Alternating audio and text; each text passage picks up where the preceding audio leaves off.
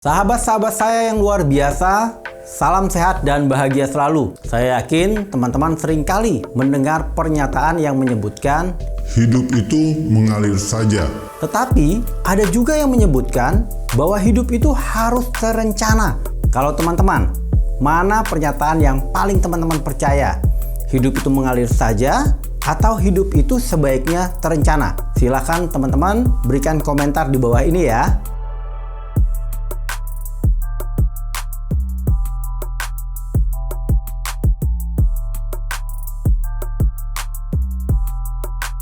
Jadi, dalam diskusi kita kali ini, kita akan membahas topik memulai dengan tujuan akhir. Ini adalah kebiasaan kedua dari 7 kebiasaan orang-orang yang efektif menurut Stephen R. Covey. Sebelum Anda menonton video ini, saya sangat merekomendasikan teman-teman untuk menonton video saya sebelumnya yang berjudul Mencapai Tujuan Hidup dengan Bersikap Proaktif. Silakan teman-teman untuk mengklik link di atas ya.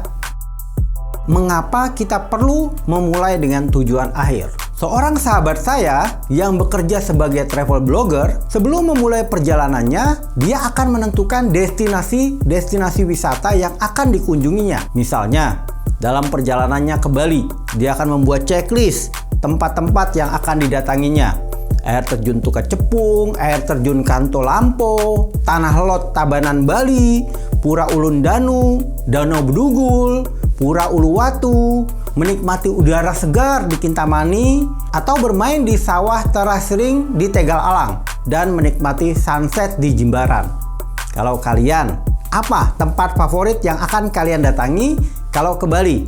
Komen ya di bawah ini. Sementara sahabat saya yang lain lebih suka go show. Dia lebih suka langsung terbang saja dan baru memikirkan rencana perjalanannya begitu sampai di Denpasar. Biar banyak surprise bro. Begitu kata sahabat saya tersebut. Menurut teman-teman, mana yang akan lebih efektif dan efisien perjalanannya?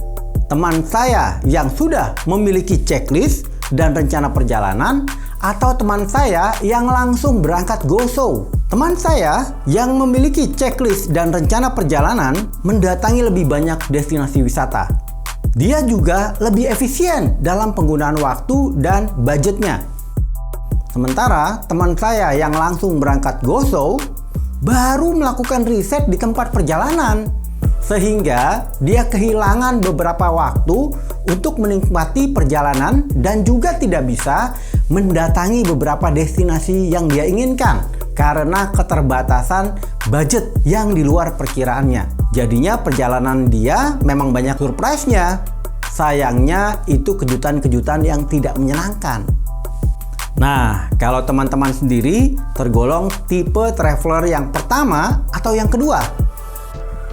Seperti juga traveling, perjalanan hidup membutuhkan perencanaan. Tapi anehnya, masih banyak pola pikir yang keliru tentang menjalani kehidupan. Salah satu pola pikir yang cukup populer, Hidup itu mengalir saja bro.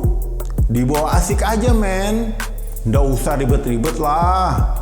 dan masih banyak pola pikir lainnya yang tidak efektif. Padahal, kalau kita pergi ke sungai, benda apa sih yang hanya mengalir saja mengikuti aliran air? Ayo, benda apa coba? Bisa daun, onggokan kayu, plastik, ataupun sampah. Jadi orang-orang yang meyakini pola pikir hidup itu mengalir saja melihat dirinya seperti benda-benda mati yang tidak punya kekuatan untuk memilih atau memutuskan perjalanan hidupnya. Padahal kita tahu, orang-orang yang efektif tidak selamanya mengikuti arus. Terkadang mereka melakukan hal-hal yang bertentangan dengan kebiasaan orang-orang pada umumnya. Inilah mengapa Stephen R. Covey dalam bukunya The 7 Habits of Highly Effective People meletakkan kebiasaan untuk memulai dengan tujuan akhir sebagai kebiasaan penting kedua setelah seseorang melakukan kebiasaan mengambil kendali dalam hidupnya, yaitu pada kebiasaan pertama, menjadi proaktif. Memulai dengan tujuan akhir berarti kita membayangkan hasil akhir apa yang ingin kita capai atau harapkan. Jika kita berbelanja, kita perlu membayangkan dan menuliskan apa saja belanjaan yang ingin kita beli. Jika tidak, kita bisa saja membeli hal-hal yang tidak kita perlukan. dan melupakan hal-hal yang perlu kita beli. Bisa over budget dan juga buang-buang waktu kita. Karena kita harus kembali lagi untuk membeli hal-hal yang kita lupakan. Dalam pekerjaan, kita perlu memahami hasil apa yang diharapkan oleh atasan kita.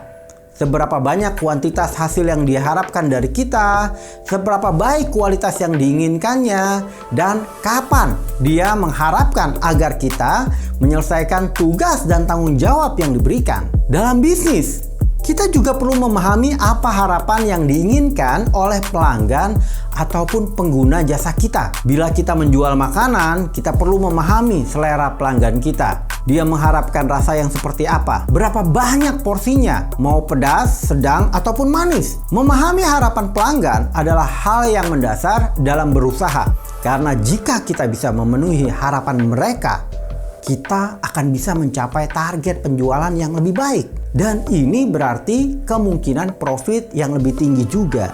Itulah kenapa kita perlu selalu memulai dengan tujuan akhir yang ingin dicapai. Karena memulai dengan tujuan akhir akan membantu kita untuk yang pertama, kita akan lebih termotivasi dan mengatasi rintangan-rintangan yang muncul.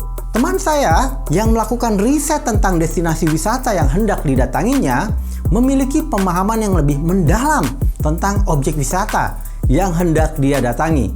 Dia paham hal-hal menarik apa yang akan dia dapatkan jika mendatangi destinasi tersebut. Memiliki pemahaman yang lebih lengkap tentang tujuan yang ingin kita capai akan membantu kita untuk mempunyai alasan yang lebih kuat dan banyak dalam mencapai tujuan tersebut. Memiliki tujuan akhir yang jelas dalam kehidupan personal, karir, sosial, ataupun bisnis akan membuat kita memiliki motivasi yang lebih tinggi. Dan ini juga akan membantu kita untuk mengatasi rintangan-rintangan yang mungkin muncul dalam perjalanan pribadi ataupun karir kita. Yang kedua, membuat perencanaan yang tepat. Mengetahui tujuan akhir yang hendak dicapai akan membantu kita membuat perencanaan yang lebih tepat. Ada sebuah quote yang menyebutkan, jika kita gagal dalam membuat perencanaan, berarti kita tanpa kita sadari merencanakan kegagalan itu sendiri.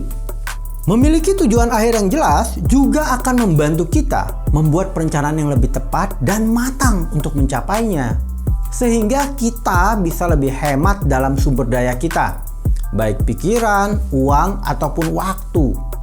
Teman saya yang langsung berangkat go show dalam liburannya tanpa sadar telah memilih untuk merencanakan kegagalan perjalanan liburannya. Mungkin dia masih tetap berlibur, tetapi kualitas perjalanannya tidak akan sebaik teman saya yang pertama. Sedangkan teman saya yang pertama yang merencanakan dengan baik budgetnya, pengaturan waktunya, dan aktivitas yang akan dilakukan olehnya di setiap destinasi yang dia datangi, akan mendapatkan kualitas perjalanan yang lebih baik, lebih nyaman, dan menyenangkan. Karena perencanaan yang baik bagian penting dari pencapaian sebuah tujuan. Yang ketiga adalah memberikan arah dan pedoman yang lebih jelas. Karena memahami tujuan akhir akan memudahkan persiapan yang perlu kita lakukan. Teman saya yang pertama mempersiapkan tas, kostum, kacamata yang sesuai dengan destinasi yang ingin dia kunjungi. Jangan sampai nanti mau jalan ke Pantai Sanur atau Kuta, tapi lupa membawa baju untuk mandi atau bermain air. Atau ketika berkunjung ke Kintamani dan Ubud, malah mempersiapkan pakaian renang dan bikini. Jadi tidak nyambung kan? Buat teman-teman yang mementingkan dokumentasi, tujuan akhir yang jelas juga akan membantu dia menyiapkan peralatan yang tepat. Dia bisa memilih dan memutuskan apakah dia cukup membekali dirinya dengan smartphone-nya atau perlu membawa kamera tersendiri beserta dengan flash ataupun casing underwater bila dia ingin mengambil foto saat berenang di pantai, snorkeling menikmati terumbu karang, ataupun melakukan scuba diving di Amet, Tulamben, atau hunting foto bersama ikan mola-mola di Nusa Penida.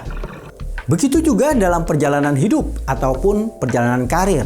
Adanya tujuan yang jelas akan membantu kita untuk menentukan persiapan yang perlu kita lakukan. Mungkin kita perlu mengambil kursus atau pendidikan tertentu dalam mencapai tujuan kita. Membangun network yang relevan dengan tujuan yang ingin kita capai. Memutuskan untuk mengambil atau menolak tawaran-tawaran yang datang dari headhunter, potensial partner, dan tawaran kerjasama lainnya. Dengan memiliki tujuan akhir yang jelas akan membantu kita dalam memilah dan memilih tindakan-tindakan yang lebih tepat dan membuat keputusan penting dalam mewujudkan tujuan akhir yang hendak kita capai. Yang keempat adalah menjaga semangat dan konsistensi dalam perjalanan mencapai tujuan yang diinginkan.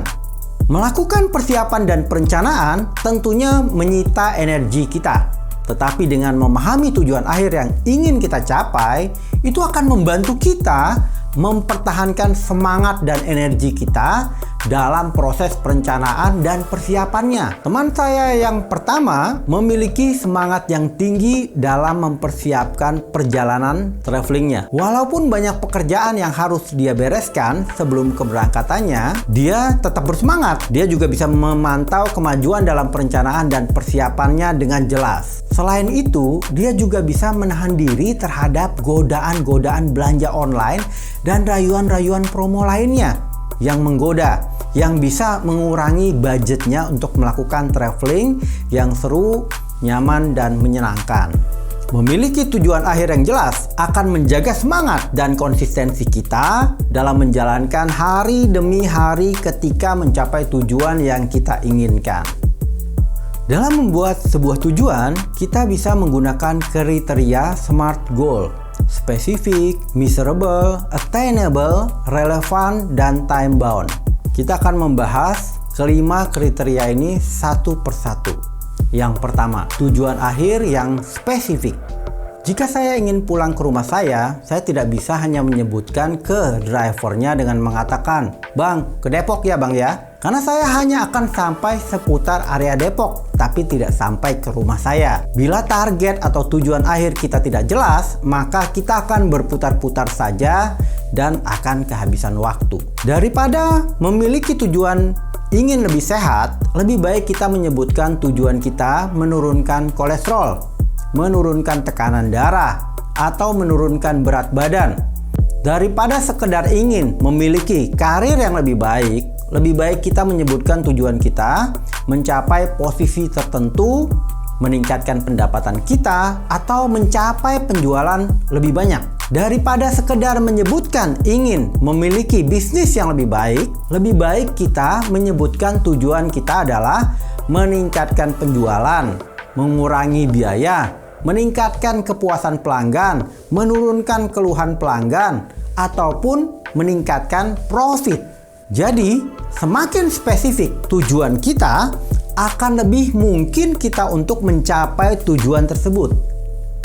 Kriteria kedua, measurable atau tujuan yang terukur. Setelah kita membuat tujuan yang spesifik, kita perlu memperjelas ukuran dari tujuan tersebut dan menentukan target dari tujuan tersebut. Rumuskan tujuan kita dengan formula dari kondisi sekarang atau X menjadi seperti apa, Y. Misalnya secara personal, menurunkan kolesterol dari 200 menjadi 150. Menurunkan berat badan dari 55 kg menjadi 50 kg. Atau dalam bidang karir misalnya, mendapatkan promosi dari staff menjadi leader. Memperoleh kenaikan pendapatan dari 5 juta menjadi 6 juta. Dalam bisnis, meningkatkan penjualan dari 1 miliar menjadi 1,25 miliar. Meningkatkan kepuasan pelanggan dari 60% menjadi 90%. Format ini akan membantu kita untuk memantau progres dari perjalanan kita mencapai tujuan yang kita inginkan. Kriteria yang ketiga adalah realistik atau dapat dicapai. Salah satu manfaat penting dalam membuat tujuan adalah memberikan motivasi dan semangat.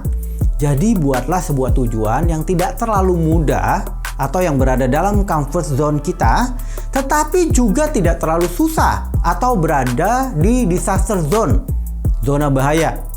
Karena bila terlalu mudah tidak akan memberikan motivasi, tetapi bila terlalu susah akan membuat frustrasi. Jadi buatlah tujuan yang memungkinkan untuk dicapai. Jangan seperti teman saya dulu, bercita-cita jadi polwan.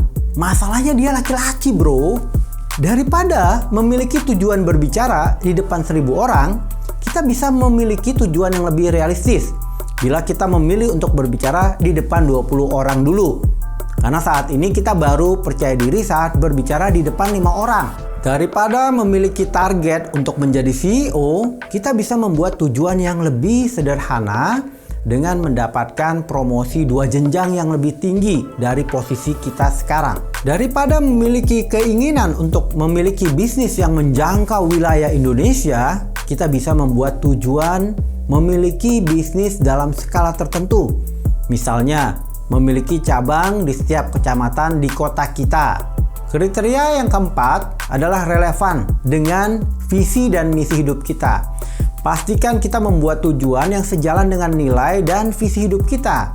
Jangan membuat tujuan yang hanya berorientasi pada perasaan ataupun kondisi saat ini. Karena bisa jadi kita akan menyesal nanti. Hubungkan tujuan-tujuan jangka pendek kita dengan tujuan jangka panjang yang ingin kita capai. Agar tujuan yang kita buat tidak hanya berorientasi jangka pendek saja, tetapi juga memberikan dampak pada tujuan jangka panjang kita. Kriteria yang terakhir adalah time bound atau memiliki batas akhir yang jelas. Misalkan teman-teman memiliki adik yang sedang berkuliah. Kalau adik Anda tidak jelas dalam menyebutkan kapan kuliahnya bakal selesai, berarti ia tidak serius dalam menyelesaikan kuliahnya. Misalkan teman-teman memimpin perusahaan dan memiliki manajer. Jika manajer teman-teman tidak bisa menyebutkan kapan proyeknya akan selesai, berarti ia tidak serius dengan pekerjaannya. Jika kita memiliki impian pergi ke suatu tempat dan kita tidak bisa menyebutkan kapan kita akan ke sana, berarti kita tidak serius dengan impian itu. Jika kita ingin memiliki bisnis dan kita tidak bisa menyebutkan kapan kita akan memulainya, berarti kita tidak serius dengan keinginan kita. Jadi, tetapkanlah batas waktu dari tujuan yang ingin kita capai. Karena inilah yang akan mendorong kita untuk segera bergerak mengambil tindakan. Oke teman-teman, sekian dulu pembahasan kita kali ini. Sampai jumpa di pembahasan-pembahasan selanjutnya. Selamat memikirkan dan membuat tujuan-tujuan dalam hidup kita. Dan selamat menjalankan hidup yang penuh dengan tujuan. Ciao.